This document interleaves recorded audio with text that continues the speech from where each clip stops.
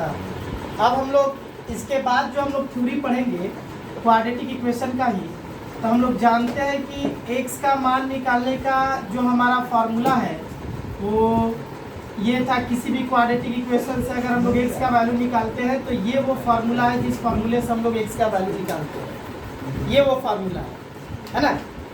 तो हम ये भी बताए थे कि एक रूट का नेचर, किसी भी मूल की प्रकृति हमेशा इन दो बातों को, मतलब कि हमेशा ये जो हमारा एक फार्मूला जो है, तो इस फार्मूला का जो दिया हुआ है बी स्क्वायर माइनस 4ac जो टर्म दिया हुआ है, तो इसी टर्म पर हमारा हमेशा किसी भी मूल की प्रकृति जो है, रूट का नेचर जो है ना, वो इसी मान पर डिपेंड करता है। बी स्क्वायर माइनस 4ac के वैल्यू पर ही डिपेंड करता है। बी स्क्वायर माइनस 4ac का वैल्यू के कारण ही रूट की प्रकृति, उसका नेचर, उसका स्वभाव वैसा होता है कि कोई वास्तविक हो जाता है तो कोई अवास्तविक हो जाता है, तो कोई समान हो जाता है, कोई रियल हो जाता है, कोई इमेजिनरी हो जाता है, तो कोई इक्वल हो जाता है। रूट इसी वैल्यू के ऊपर डिपेंड करता है, जिसके कारण हम लोग इस वैल्यू को बोलते हैं समीकरण का निरूपक। निरूपक इसको बोला जाता है, डिस्क्रिमिनेंट इसको बोला जाता है। कल ये हम समझा चुके हैं। तो कहने का मतलब ये हुआ कि अगर मान लेते हैं कि हमारे सामने एक इक्वेशन है, एक इक्वेशन हम लोग को दिया हुआ है और बोल रहा है क्या कि उस इक्वेशन का सॉल्व करके हम लोग x का वैल्यू निकाल सकते हैं। कोई भी इक्वेशन दिया हुआ है तो इस इक्वेशन का सॉल्व करके हम लोग कोई वैल्यू निकाल सकते हैं।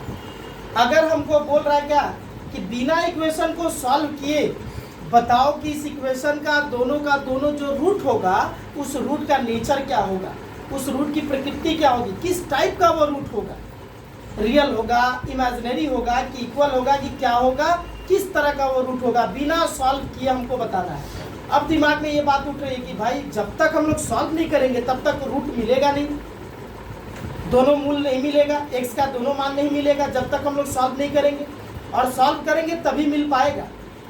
तो बिना सॉल्व किए हम लोग कैसे समझेंगे कि दोनों मूल किस टाइप के हैं, किस ढंग के हैं?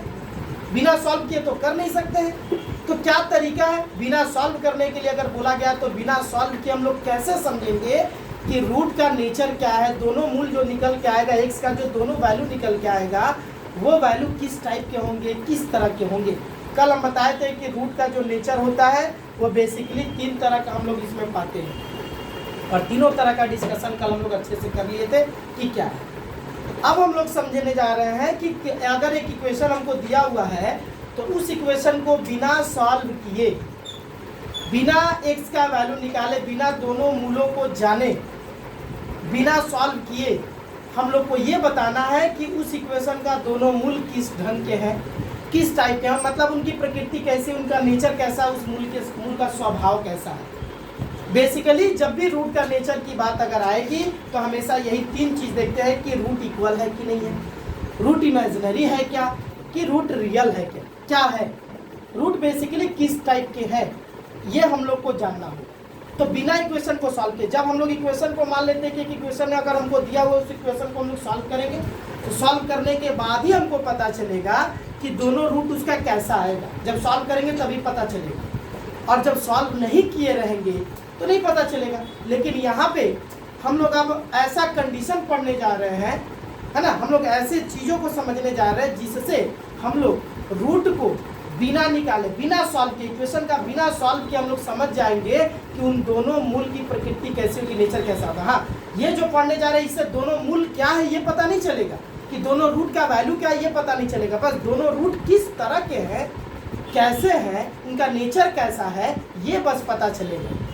लेकिन दोनों रूट क्या है ये पता नहीं चलेगा। दोनों रूट के लिए हमको ये फार्मूला अप्लाई करके निकालना ही पड़ेगा। ये फार्मूला अप्लाई करेंगे तभी निकलेगा, फार्मूला अप्लाई किए बिना नहीं निकलेगा। तो रूट क्या है ये पता नहीं चलेगा, लेकिन इससे हम लोग सिर्फ ये पता कर सकते हैं कि रूट किस तरह के होंगे, कैसे होंगे, उनका नेचर कैसा होगा, उनका स्वभाव कैसा होगा, रियल होगा कि इमेजिनरी होगा कि इक्वल होगा कि क्या होगा। यही हम लोग को बस इससे जानकारी मिल सकती है बिना सॉल्व किए। तो हमारे सामने इस टाइप का बहुत सारा सम आता है, इससे रिलेटेड बहुत सारे सम्स आते हैं कि बिना सॉल्व किए हमको बताना है कि इस इक्वेशन का दोनों मूल की प्रकृति क्या होगी, इस समीकरण के, इस इक्वेशन के दोनों रूट का नेचर क्या होगा, ये हमको बताना होगा बिना सॉल्व किए।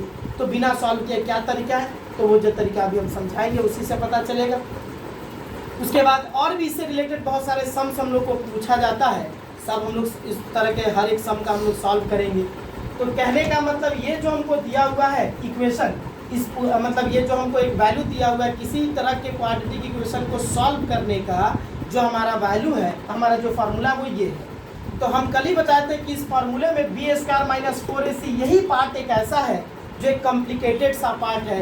इसी के ऊपर रूट का नेचर डिपेंड करता है, रूट की प्रकृति, मूल की प्रकृति डिपेंड करती है, यही वो पार्ट है। और किसी भी पार्ट पे और कोई भी नहीं, सिर्फ और सिर्फ root over b square minus 4ac का जो वैल्यू है, मतलब रूट ओवर नहीं, सिर्फ बी स्क्वायर माइनस 4ac का जो वैल्यू है, इसी वैल्यू पर रूट का नेचर डिपेंड करता है। इसीलिए हम लोग इसको निरूपक कहते हैं, डिस्क्रिमिनेंट कहते हैं। तो अब हम लोग समझेंगे कि किस तरह से बिना इक्वेशन को सॉल्व किए हम लोग ये समझ पाएंगे कि किसी इक्वेशन का दोनों रूट का नेचर कैसा है, किस टाइप का है। तो ये अब हम लोग पढ़ने जाएंगे कि वो शर्त क्या है, मूलों को जानने का, मूलों की प्रकृति को जानने का शर्त क्या है, कंडीशन क्या है, ये अब हम लोग समझेंगे, है ना, कि मूलों की प्रकृति को जानने की शर्तें, मतलब वो कौन सी शर्तें हैं जिसके द्वारा हम लोग मूल की प्रकृति को समझ सकते हैं, जान सकते हैं कि उसका नेचर क्या है। कंडीशंस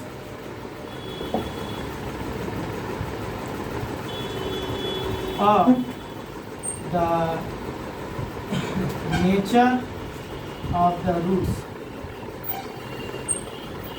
तो ये क्या है, ये अब हम लोग समझेंगे।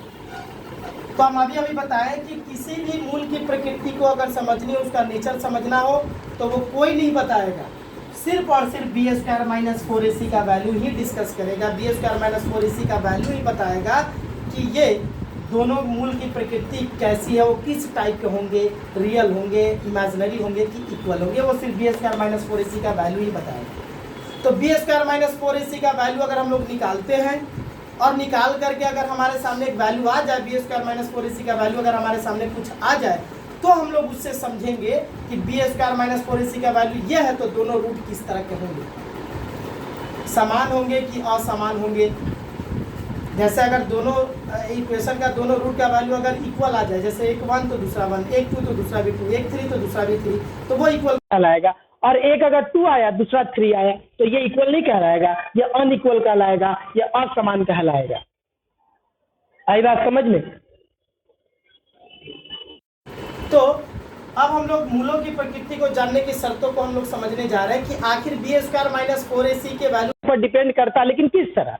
बी स्क्वायर माइनस 4ac का वैल्यू कितना होगा, तो बी स्क्वायर माइनस 4ac के वैल्यू पर अगर डिपेंड करता है, तो अब exact B square minus 4ac का वैल्यू क्या होने से रूट का नेचर क्या होगा, ये अब हम लोग समझने जाएंगे। तो इसमें बेसिकली हम लोग को तीन ही कंडीशन हम लोग को जानने हैं, तीन कंडीशन के ऊपर ही पूरा का पूरा रूट का नेचर डिपेंड करता है। पूरा यही मेनली तीन कंडीशन है, यही तीन कंडीशन पर पूरा का पूरा मूलों की प्रकृति जो है वो डिपेंड करती है, पूरा का पूरा रूट का नेचर डिपेंड करता है, यही मेनली तीन कंडीशन पे। तो तीनों कंडीशन क्या है, तो कंडीशन नंबर 1 को हम यहाँ पे मेंशन कर रहे हैं और अच्छे से इसके बारे में हम लोग समझेंगे। तो मूलों की प्रकृति का पहला जो हमारा कंडीशन है वो क्या है, तो यदि बी स्क्वायर माइनस 4ac का मान 0 हो, तो मतलब विद इन ब्रैकेट लिख रहे b square minus 4ac equal to 0, मतलब बी स्क्वायर माइनस 4ac का वैल्यू मान लेते हैं कि हम लोग निकालते हैं। एक इक्वेशन दिया हुआ है, इस इक्वेशन से हम लोग a b c को चुन करके बी स्क्वायर माइनस 4ac का वैल्यू हम लोग निकालें और देखें कि उसका वैल्यू आ गया 0। तो अगर बी स्क्वायर माइनस 4ac का वैल्यू अगर 0 आ जाए, तो हम कहेंगे यदि बी स्क्वायर माइनस 4ac का मान 0 हो, तो समीकरण के दोनों मूल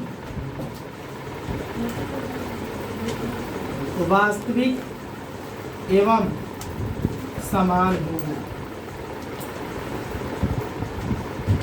वास्तविक एवं समान होंगे, मतलब अगर हम एक इक्वेशन हम देख रहे हैं, उस इक्वेशन को हम सॉल्व किए, मैंने सॉल्व करने का मतलब क्या होगा, उस इक्वेशन का हम लोग बी स्क्वायर माइनस 4ac का वैल्यू निकाले, इक्वेशन से ए बी सी जान लिए कि क्या है, और उसके बाद हम उस इक्वेशन का solve B square minus 4ac का वैल्यू निकालें। और बी स्क्वायर माइनस 4ac का वैल्यू अगर आ जाए 0 तो हम कहेंगे कि उस इक्वेशन के दोनों रूट जो होंगे वो इक्वल होंगे। इक्वल मीन्स समान होंगे, दोनों का दोनों मूल उसका समान होगा, दोनों का दोनों रूट उसका इक्वल होगा, और साथ ही साथ क्या होगा तो वास्तविक होगा, मतलब रियल होगा, मतलब इस ब्रह्मांड पर इस यूनिवर्स में उस नंबर्स का एक अस्तित्व होगा, एक एग्जिस्टेंस होगा, है ना। तो कहने का मतलब अगर बी स्क्वायर माइनस 4ac का वैल्यू अगर 0 आ जाए तो दोनों के दोनों मूल उसके वास्तविक हो जाएंगे, दोनों का दोनों रूट उसका क्या हो जाएगा तो इक्वल हो जाएगा, दोनों का दोनों रूट उसका इक्वल हो जाएगा। अगर बी स्क्वायर माइनस 4ac का वैल्यू अगर 0 आ जाए तो मतलब इक्वेशन को बिना सॉल्व किए हम लोग ये कह सकते हैं कि ये जो इक्वेशन होगा इसका जब सॉल्व करेंगे तो इस इक्वेशन का दोनों रूट इस तरह का होगा, वास्तविक हो सकता है, वास्तविक होगा और समान होगा, चाहे वास्तविक होगा समान नहीं होगा या अवास्तविक होगा। तो कहने का मतलब हम लोग बिना सॉल्व किए ये समझ सकते हैं कि दोनों मूल क्या होंगे। तो अगर बी स्क्वायर माइनस 4ac का वैल्यू अगर 0 आ जाए तो हम कहेंगे कि दोनों रूट का वैल्यू जो होगा वो सेम होगा, दोनों मूल क्या होंगे ये पता नहीं चलेगा, लेकिन मूल के बारे में हम लोग समझ सकते हैं सॉल्व करने से पहले कि मूल क्या होगा। तो अगर बी स्क्वायर माइनस 4ac का वैल्यू अगर 0 हो जाता है तो हम कहेंगे कि उस समीकरण के दोनों जो मूल है, उस इक्वेशन के दोनों जो रूट है वो इक्वल होंगे और साथ ही साथ रियल भी होंगे, है ना। तो हम यहाँ पे दिखाते हैं, जैसे x is equal to formula जो हमारा है श्रीधर आचार्य का वो ये है, x is equal to minus b plus minus root over b square minus 4ac by 2। ये किस इक्वेशन का है तो इक्वेशन अगर x square plus b x plus c equal to 0 का फॉर्म है तो हमारा फार्मूला ये होता है। तो ये हो गया।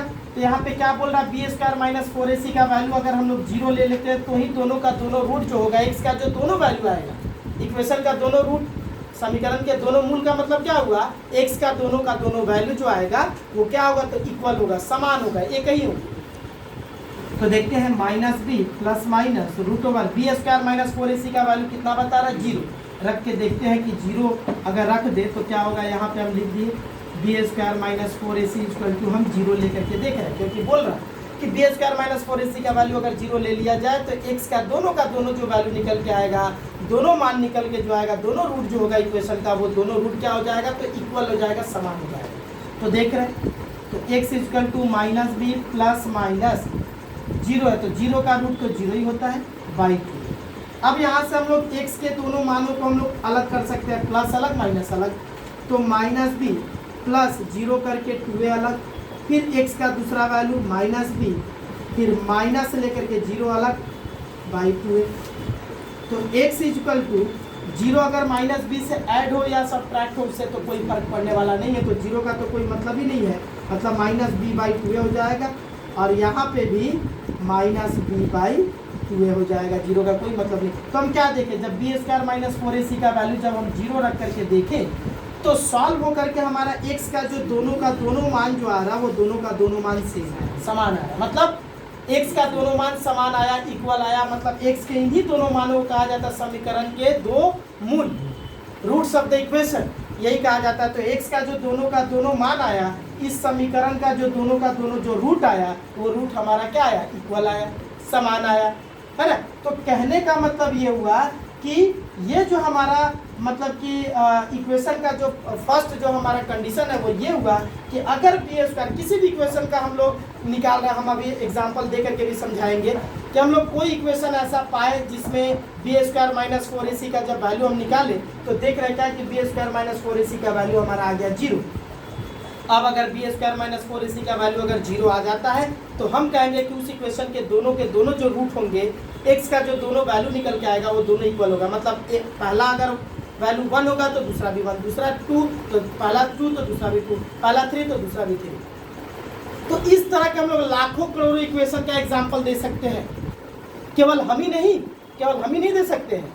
अभी और आगे जब हम लोग बताएंगे ना, इसको जब डिस्कस करेंगे और आगे भी इक्वेशन के बारे में जब जाएंगे बनाने, तो उस समय लाखों करोड़ों इक्वेशन हम ऐसा लिख सकते हैं कि वो इक्वेशन कौन सा होगा, अभी हम एग्जाम्पल में लिखेंगे भी कि कौन सा एग्जाम्पल है इस टाइप का। तो वैसा एग्जाम्पल तुम लोग खुद बना सकते हो, वैसा एग्जाम्पल लाखों करोड़ों इक्वेशन इस तरह का तुम लोग खुद दे सकते हो, हम ही नहीं, सिर्फ जानना पड़ेगा, इसके बारे में समझना पड़ेगा जो हम बता रहे हैं, है ना। तो ये हुआ क्या, जब बी स्क्वायर माइनस 4ac को जब हम लोग फार्मूले में जब पुटअप कर रहे तो देख रहे हैं कि दोनों x का वैल्यू क्या आ रहा है, सेम आ रहा है, मतलब, और सेम आने का मतलब ये हुआ कि यहाँ पे भी माइनस है, यहाँ पे भी माइनस है, तो दोनों मूल तो समान हुआ, यहाँ पे दोनों मूल तो इक्वल हुआ, वो समान हुआ, ठीक है, लेकिन माइनस यहाँ भी है, माइनस यहाँ भी है। अब ये दोनों वास्तविक है कि अवास्तविक है, ये बात को कैसे समझेंगे, तो अगर रूट के अंदर नेगेटिव साइन रहता, रूट के अंदर अगर कोई नेगेटिव नंबर रहता तो हम उसको अवास्तविक कहते हैं, इमेजिनरी कहते हैं, लेकिन जब सॉल्व किया गया है तो माइनस साइन अगर दोनों में आया है तो क्या रूट के अंदर आया है, नहीं, रूट के बाहर ही है। तो रूट के बाहर अगर नेगेटिव साइन अगर रहेगा तो वो वास्तविक ही कहलाएगा, रियल ही कहलाएगा, लेकिन रूट के अंदर अगर नेगेटिव साइन आ जाएगा तो वो अवास्तविक कहलाएगा, वो क्या कहलाएगा, इमेजिनरी कहलाएगा। तो अब हम लोग इसका एग्जाम्पल अब समझेंगे कि वो एग्जाम्पल क्या है, तब जाकर के ये बिल्कुल समझ में आएगा। अब हम लोग इसका एक एग्जाम्पल देखते हैं, इसी टाइप का एक इक्वेशन का एग्जाम्पल देखते हैं। जैसे मान लेते हैं कि हम एक एग्जाम्पल लिए x square minus 4x plus 4 equal to 0। हम x square plus 4x plus 4 भी लेकर के हम लोग समझ सकते हैं इक्वल टू 0, भले कि मूल आएगा अलग अलग, लेकिन है दोनों से। माइनस 4 भी ले सकते हैं, प्लस 4 भी लेकर के हम लोग कर सकते हैं। तो जब हम लोग इसका मिडिल टर्म जब निकालेंगे तो x minus 2 into x minus 2 आएगा इक्वल टू 0, इसका मिडिल टर्म। हम कर नहीं रहे हैं, समय लगेगा, कर नहीं रहे हैं कि करके दिखा दे, एक तो दिखा दे रहा है, दूसरा वैसे लिख देंगे। तो ये एक्स स्क्वायर यहाँ पे जोड़ करके 4 लाना है और इंटू करके भी 4 आना चाहिए, तो 2 दूना 4, 2 से 2 को जोड़ देंगे तो 4 आ जाएगा, और 2 से 2 का इंटू कर देंगे तो 4 आ जाएगा। तो एक्स स्क्वायर माइनस एक्स को लिख दिए पहले, और इस 4 के लिए जो मेरा मिडिल टर्म आ रहा 2 प्लस 2 उसको लिख दिए, फिर प्लस ये 4 इक्वल टू 0। तो एक्स स्क्वायर माइनस x से 2 का इंटू होगा तो 2x, फिर माइनस प्लस माइनस x से 2 का इंटू होगा तो 2x, फिर प्लस 4 इक्वल टू 0। फिर इन दोनों में कॉमन जा रहा x, इन दोनों में x कॉमन निकलेगा तो यहाँ पे बच जाएगा x, फिर माइनस x निकल जाएगा तो 2 बचेगा, फिर इन दोनों में भी कॉमन जाएगा माइनस 2, माइनस है तो माइनस भी आएगा, और तब दोनों में 2 कॉमन जाएगा, तो यहाँ पे बच जाएगा x, फिर माइनस प्लस माइनस 4 से 2 कॉमन निकलेगा तो 2 बचेगा इक्वल टू 0। अब देख रहे हैं दोनों ब्रैकेट में x माइनस 2 फिर से कॉमन दिख गया, तो x माइनस 2 कॉमन चला जाएगा और बच जाएगा अलग ब्रैकेट में। कॉमन जाने के बाद जो बच जाता है उसको अलग ब्रैकेट में अगर लिखेंगे तो x माइनस 2 यहाँ से निकल जाने से बच गया x, और यहाँ से x माइनस 2 निकल जाने से बच गया माइनस 2 इक्वल टू 0। तो यहाँ पे x माइनस 2, यहाँ पे भी x माइनस 2 है। अब ये मिडिल टर्म जब निकल गया तब आइदर और करेंगे तो x का वैल्यू हमारा निकलेगा, तो आइदर x माइनस 2 बराबर 0, तो x का मान माइनस 2 उधर जाएगा तो प्लस 2, और again x minus 2 equal to 0, x बराबर माइनस 2 उधर जाएगा तो प्लस 2 हो जाएगा। तो x का जो वैल्यू निकल के आया वो 2 एंड 2 जो निकल के आया हमारा 2 एवं 2, तो ये 2 x का दोनों जो मान निकल के आया दोनों का दोनों मान मेरा क्या है, समान आया, इक्वल आया। उसी तरह से अगर हम लोग सेम है, एकदम पूरा का पूरा वैल्यू सेम है, सिर्फ और सिर्फ यहाँ पे माइनस है तो यहाँ पे प्लस है, तो इसका भी जब हम लोग मिडिल टर्म निकालेंगे तो x plus 2 into x plus 2 आएगा इक्वल टू 0। फिर आइदर और जब करेंगे तो x प्लस 2 इक्वल टू 0 और x प्लस 2 इक्वल टू 0, तो x का वैल्यू यहाँ पे प्लस 2 उधर जाएगा तो माइनस 2 हो जाएगा, और यहाँ पे भी प्लस 2 जाएगा तो माइनस 2 हो जाएगा, तो x का मान माइनस 2 एवं माइनस 2 आया। तो यहाँ पे 2 आया, यहाँ पे माइनस 2 आया, साइन बदल जाने से ही मूल बदल गया। मान अगर वही है, सारा चीज़ वही है, साइन बदल गया तो मान भी उसका मूल भी बदल जाएगा, मूल का साइन चेंज हो जाएगा, रूट का साइन चेंज हो जाएगा। जो भी हम ये 2 एग्जाम्पल दिखाए हैं, तो ये एग्जाम्पल इक्वेशन का एक ऐसा, इस तरह का हम लाखों करोड़ों एग्जाम्पल दे सकते हैं और तुम लोग भी दे सकते हो अगर हम लोग समझते हैं। इसके आगे का टॉपिक जब हम पढ़ाएंगे ना, ये कंडीशन खत्म करके जब टॉपिक को पढ़ाएंगे तो ऐसा एग्जाम्पल तुम लोग खुद दे सकते हो, हम क्या तुम लोग खुद दे सकते हो। लाखों करोड़ों एग्जाम्पल इस तरह का इक्वेशन जिसके दोनों के दोनों मूल समान है, दोनों रूट इक्वल है, उस इक्वेशन का x का दोनों वैल्यू इक्वल आएगा, तो इस तरह का हम लोग लाखों करोड़ों एग्जाम्पल दे सकते हैं। जैट हो चाहे तैट हो दे सकते हैं, है ना, वो हम लोग समझ जाएंगे खुद ही। तो ये हम एक ऐसा एग्जाम्पल लिए इक्वेशन का जिसमें x का जो तो वैल्यू आया हमारा क्या आया, तो समान आया, इक्वल आया, ठीक, इक्वल आ गया। तो कहने का मतलब हम तो ये इक्वेशन को सॉल्व किए तब ना पता चला कि हाँ इसका जो दोनों का दोनों जो रूट है वो इक्वल आया। क्या आया ये भी पता चला, इक्वेशन को सॉल्व करने से पता आएगा कि इक्वेशन रूट क्या होगा, और साथ ही साथ रूट किस तरह के होंगे ये भी पता चलेगा। सॉल्व करने के बाद ये दोनों चीज़ पता चल जाएगा कि रूट क्या होगा और रूट का नेचर क्या होगा, दोनों पता चलेगा। लेकिन हम लोग जो अभी पहला जो कंडीशन पढ़े कि बी स्क्वायर माइनस 4ac का वैल्यू अगर 0 हो जाएगा तो इक्वेशन का दोनों रूट इक्वल हो जाएगा, तो वो कंडीशन सिर्फ और सिर्फ रूट के नेचर के बारे में डिस्कस करता है, नेचर के बारे में बता सकता है, लेकिन रूट क्या होगा ये नहीं बताएगा। रूट क्या होगा इसके लिए हम लोग को फार्मूला अप्लाई करके हम लोग को यूज करना, फार्मूला अप्लाई करके हम लोग को समझना पड़ेगा। तो अब हम लोग समझते हैं कि हम जो पहला कंडीशन जो हम लोग किए यहाँ पे इक्वेशन का दोनों रूट जो हुआ वो इक्वल हो गया, समान हो गया। तो अब हम लोग देखते हैं कि ऐसा क्यों हुआ, कंडीशन क्या बता रहा। Condition B square minus 4ac का वैल्यू अगर 0 होगा तो ही ऐसा होना चाहिए, अगर 0 नहीं होगा तो नहीं होना चाहिए। तो देखते हैं कि बी स्क्वायर माइनस 4ac का वैल्यू यहाँ पे क्या आ रहा दोनों इक्वेशन के लिए। X square minus 4x plus 4 equal to 0 है। तो अब हम लोग इस इक्वेशन से a का वैल्यू 1 मिल गया, एक्स स्क्वायर के सामने का कोएफिशिएंट 1 है, b का वैल्यू कितना हो गया -4 और c का वैल्यू हो गया 4 हो गया। तो अब हम लोग यहाँ से निकाल रहे हैं बी स्क्वायर माइनस 4ac का वैल्यू निकाल के हम लोग देख रहे हैं कि क्या है। तो बी स्क्वायर बी की जगह पे आ जाएगा -4 इसका स्क्वायर, फिर -4 इंटू ए का वैल्यू 1 इंटू सी का वैल्यू 4, तो ये हो जाएगा -4 का स्क्वायर हो जाएगा 16 माइनस का स्क्वायर प्लस हो जाता है 4 का स्क्वायर 16 माइनस ये तीनों इंटू करेगा तो 16 हो जाएगा, और 16 और 16 दोनों कैंसिल हो जाएगा तो कितना हो जाएगा 0। इसका मतलब ये हुआ कि बी स्क्वायर माइनस 4ac का वैल्यू कितना आया, बी स्क्वायर माइनस 4ac का मान 0 है। बी स्क्वायर माइनस 4ac का मान कितना आया 0 आया। यहाँ पे सॉल्व जब किए तो b square minus 4ac equal to 0 आ गया। तो अगर बी स्क्वायर माइनस 4ac का वैल्यू किसी भी इक्वेशन से सॉल्व करें और उस इक्वेशन में बी स्क्वायर माइनस 4ac का वैल्यू अगर 0 आ जाता है तो हम कहेंगे कि उस इक्वेशन के दोनों रूट जो होंगे वो क्या होंगे, इक्वल होंगे, दोनों के दोनों मूल जो होंगे वो समान होंगे, एक्स का जो दोनों वैल्यू निकल के आएगा वो दोनों समान होगा। तो यहाँ पे बी स्क्वायर माइनस 4ac का वैल्यू क्या हो गया 0 हो गया। तो बी स्क्वायर माइनस 4ac का वैल्यू 0 हो गया, तो हम कह सकते हैं कि इस इक्वेशन के दोनों रूट जो होंगे वो इक्वल होंगे, समान होंगे। लेकिन रूट क्या होगा ये पता नहीं, लेकिन इतना पता चल गया कि इस इक्वेशन के दोनों जो रूट है वो क्या है, तो समान है, इक्वल है।